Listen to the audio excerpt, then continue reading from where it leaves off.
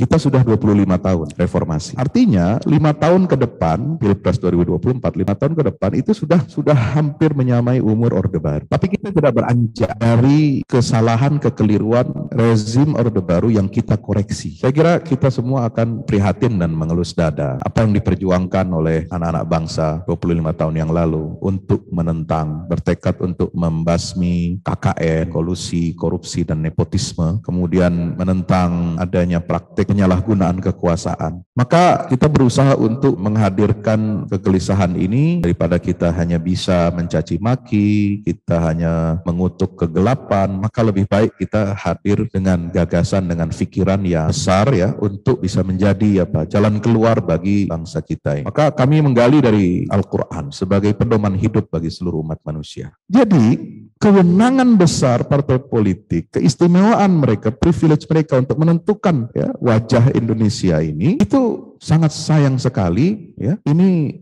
menjadi monopoli yang disebut dengan rezim partai politik. Nah, kekuatan civil society itu menjadi lemah kalau menurut saya ya, nggak tahu kalau yang lain. Sehingga orang kalau ingin menjadi pemimpin, menjadi penyelenggara negara ya harus mengikut seleksinya melalui partai politik, dan itu semua yang menentukan adalah ketua-ketua umumnya. Jadi masalah kenapa terjadi oligarki politik, mengapa terjadi gurita korupsi, mengapa kemudian sampai ke bawah itu banyak sekali problem-problem kemasyarakatan, sosial, politik, ekonomi di negeri kita ini, pangkalnya adalah dari persoalan kepemimpinan kita, dan pangkal kepemimpinan yang buruk, yang tidak baik itu adalah dari mana? Dari mental. Analisa ini kemudian ketemu dengan apa yang diajarkan oleh Al-Quran. Al-Quran selalu menekankan apa? Taghyirul anfus. Kalau sebuah bangsa, sebuah negara ingin mendapatkan keridhaan Allah, ingin mendapatkan keberkahan, maka dia harus mengubah dirinya, mentalnya menjadi baik. Maka kalau umat Islam mau mengerti apa solusi yang terbaik adalah solusi dari Allah, karena dia melihat dari atas segala-galanya itu, dia tahu semua, dia petakan semua dan disimpulkan. Kalau kita kadang kebingungan, gimana mau menyimpulkan solusi, karena kita kadang-kadang jadi bagian kepentingan-kepentingan itu tarik-menarik, sehingga kita tidak independen dan akhirnya menghasilkan solusi yang parsial dan tidak menyelesaikan masalah. Kita harus mempersiapkan jiwa kita, mental kita untuk menjadi mental pemenang, mengambil ibrah dari perang Uhud, qul huwa min indi anfusikum. Maka buku ini hadir